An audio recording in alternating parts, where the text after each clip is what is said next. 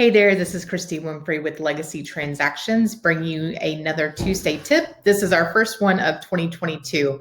We hope you had a great holiday season, and we are so looking forward to this new year and knocking it out of the park. We hope to be able to help you and provide some very helpful tips that are going to help you in your business this year. So let's get to this first one. This first one, we are going to be talking about if a buyer is going under contract and there is a lease on the property.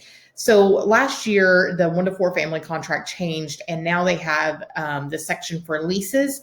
If there is a current tenant living in that property, you need to make sure you're checking box A for residential leases.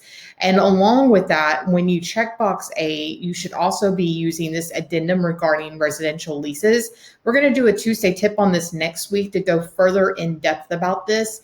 But you do want to make sure you're using this addendum when there's a current tenant living in the property.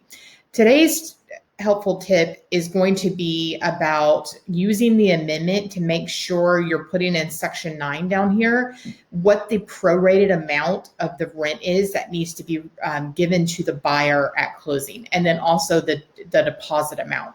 In the past, I've seen where this has been a problem is we'll get to closing or right at closing, and then there is communication going back and forth between the agents about how much the deposit is, how much the prorated rent is, and what needs to be given to the buyer at closing. And where this has sometimes has become a problem is, let's say that tenant maybe didn't pay rent 1 month or was late on paying rent. If it's not discussed and put in writing up front of how much that prorated rent is, then it could possibly become a problem right before closing. So it's really important to make sure you're using that amendment and go ahead and get everything in writing from the very beginning.